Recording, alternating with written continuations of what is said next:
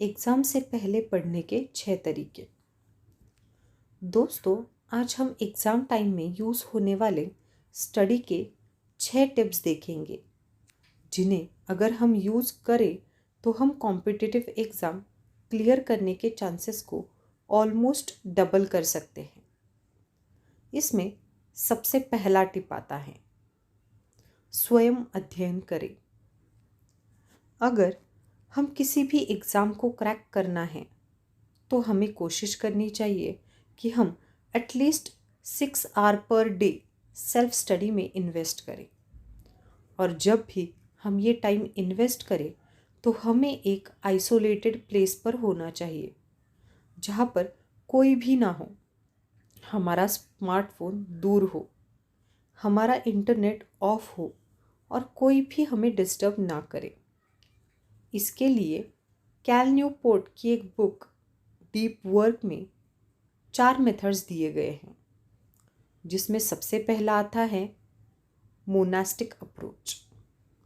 इस अप्रोच में जब तक हमारे एग्ज़ाम्स क्लियर नहीं हो जाते, हम एक मॉन्क की तरह, एक तपस्वी की तरह सबसे दूर रहते हैं और सिर्फ अपने गोल्स पर फोकस करते हैं। दूसरा, बाइमोडल अप्रोच, जिससे हम थोड़े दिनों के लिए किसी जगह पर जाते हैं, हमारा सेलफोन ऑफ होता है, कोई डिस्टर्बेंस नहीं होता और उस जगह थोड़े दिन फोकस करके वापस थोड़े दिनों के लिए नॉर्मल लाइफ में आ जाते हैं और दोबारा से उसी जगह पर चले जाते हैं। तीसरी, रिदमिक अप्रोच। इस टेक्निक में हम थोड़े टाइम के लिए हम एक रूम में जाते हैं जो कि बिल्कुल डिस्टर्बेंस फ्री है, वहाँ पर थोड़े आवर्स बैठते हैं और वापस फिर नॉर्मल लाइफ में आ जाते हैं।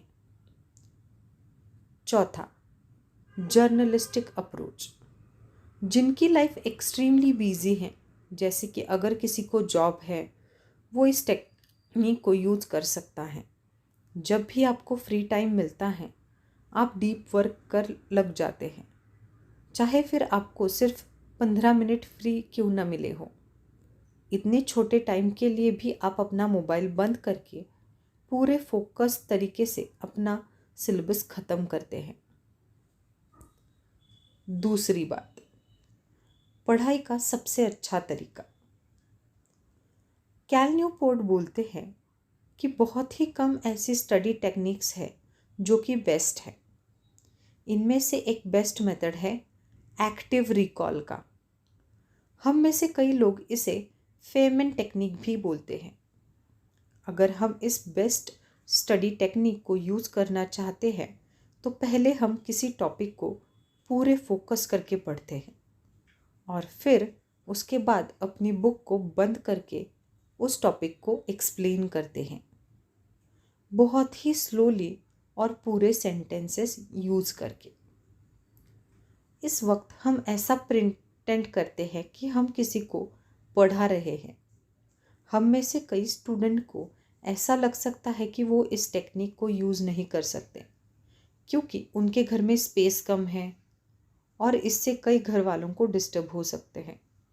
तो इसके लिए हम अपनी वॉल्यूम बहुत कम कर सकते हैं ताकि हम सिर्फ प्रिटेंड करें कि हम किसी को पढ़ा रहे हैं। वैसे आप अपनी वॉइस को रिकॉर्ड भी कर सकते हैं और उसके बाद रिवीजन सुन सकते हैं ताकि आपको रिवीजन हो जाए। कैल के अकॉर्डिंग ये बेस्ट मेथड है स्टडी का।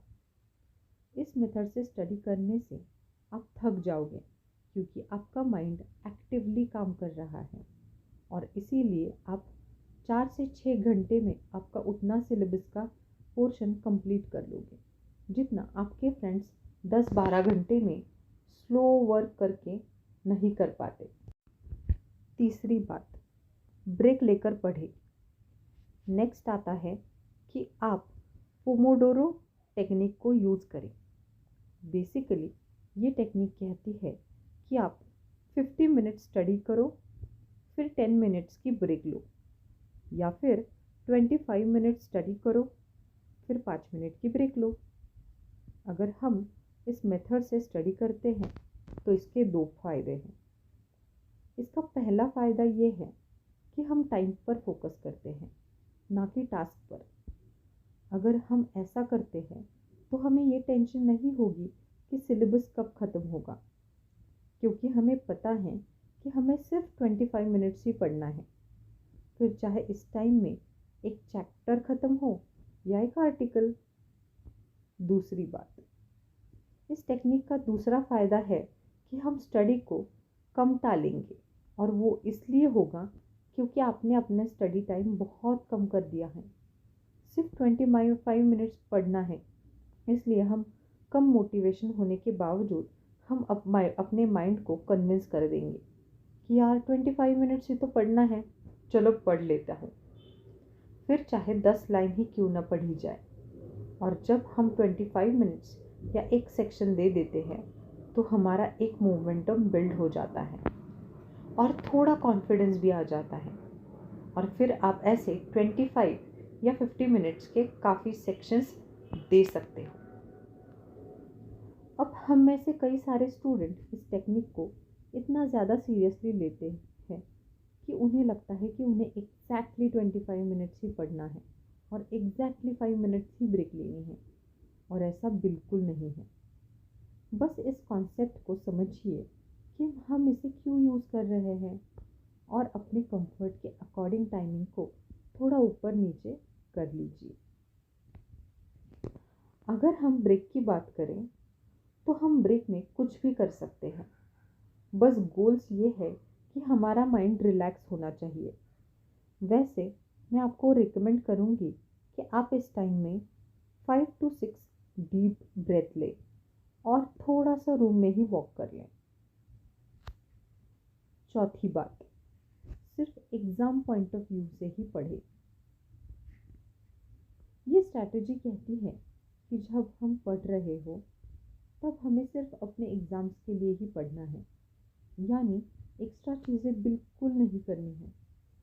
कोई भी चीज़ जो आप पढ़ रहे हो अगर उसके एग्ज़ाम्स में आने के चांसेस कम हैं तो वह एक बहुत बड़ा टाइम वेस्टर है, और हमारा एग्ज़ाम क्लियर होने की प्रोबेबिलिटी बहुत कम कर देगा।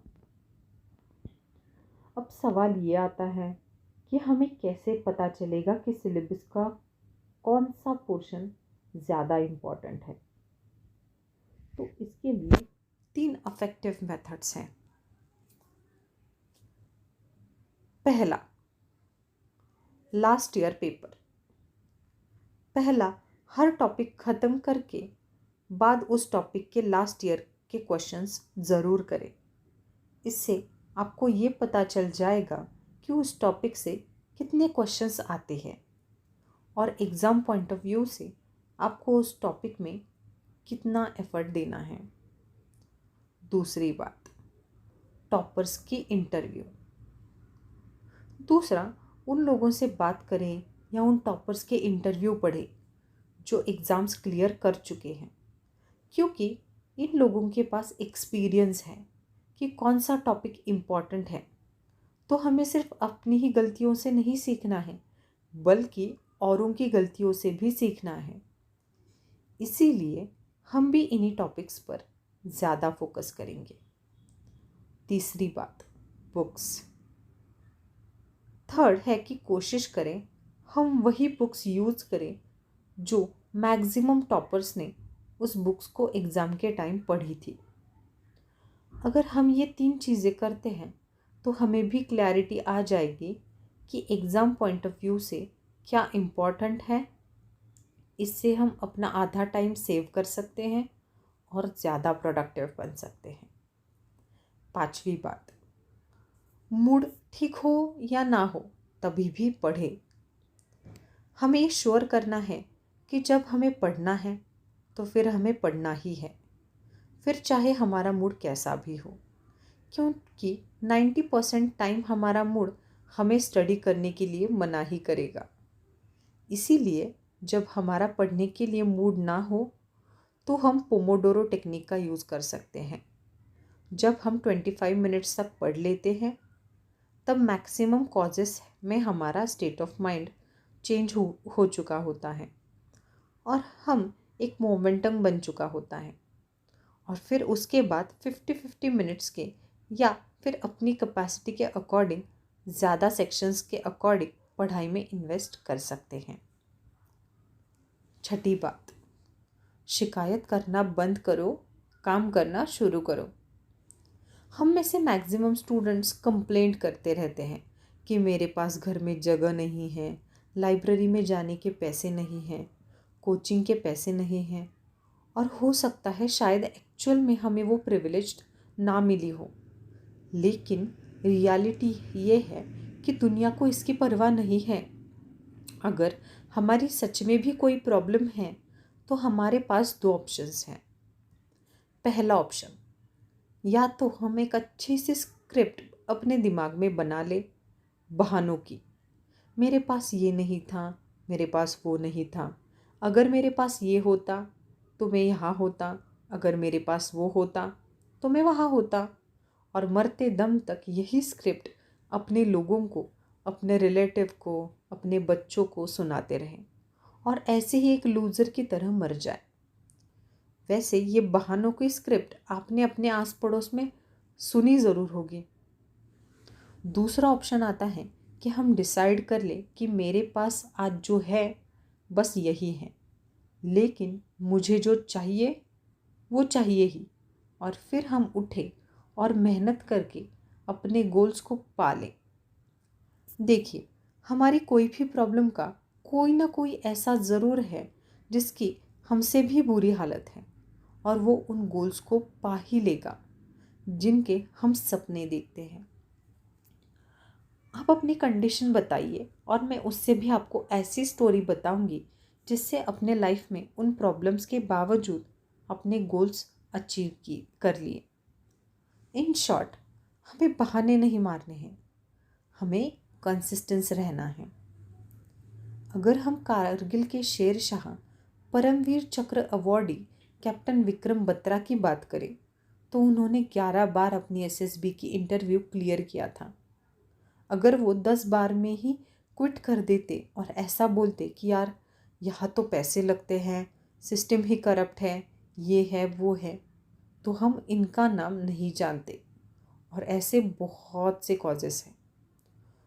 तो दोस्तों, हमने 6 स्टडी टिप्स देखी, जिसमें पहली थी, जिससे सबसे पहली टिप थी कि कोचिंग ट्यूशन सब ठीक है, लेकिन सेल्फ स्टडी के बिना एग्ज़ाम क्लियर नहीं हो सकता।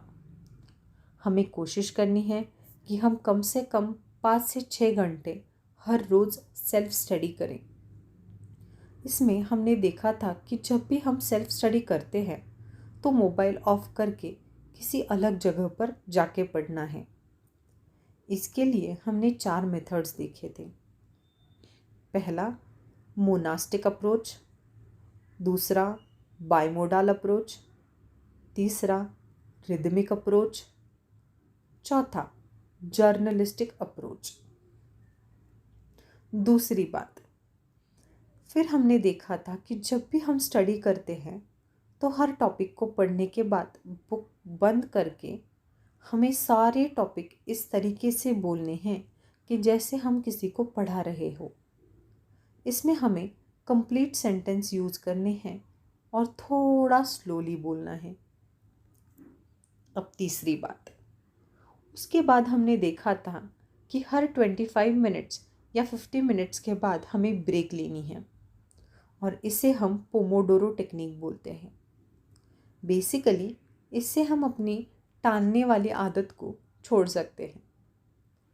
चौथी बात, हमें सिर्फ एग्ज़ाम पॉइंट ऑफ व्यू से पढ़ाई करनी है और एक्स्ट्रा कुछ भी नहीं पढ़ना है।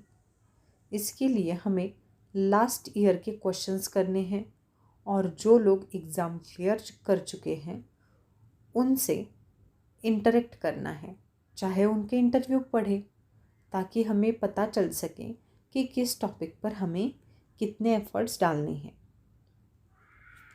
पांचवी बात, अगली टिप हमने देखी थी कि चाहे हमारा मूड ठीक हो या ना हो, तभी भी हमें स्टडी करनी है, और इसमें हम दोबारा से पोमोडोरो टेक्निक का यूज़ कर सकते हैं, क्योंकि जब भी हम 25 मिनट्स पढ़ लेते हैं तो ज़्यादातर स्टूडेंट का मूड इंक्लाइन हो जाता है स्टडी की तरफ। छठी बात, इस छोटी सी ज़िंदगी में हमारे पास दो तरीके हैं जीने के लिए। पहला ये कि हम बहानों की एक अच्छी सी स्क्रिप्ट तैयार करें कि क्यों हमें इस लाइफ में कुछ अचीव नहीं कर पाए, ताकि जब भी हमें कोई बोले कि आप क्या करते हो तो हम उस स्क्रिप्ट को उस आदमी को सुना दें। या फिर हमारे पास सेकंड ऑप्शन है कि हम डिसाइड करें कि हमारे पास जो भी अवेलेबल है हम उसी का इस्तेमाल करके हम अपने गोल्स को अचीव करें, क्योंकि रियलिटी में जो हम कहते हैं उसके बारे में कोई ध्यान नहीं देता। दोस्तों, उम्मीद करती हूँ कि ये 6 टिप्स अच्छी लगी होंगी और एग्ज़ाम में इससे काफ़ी मदद होगी।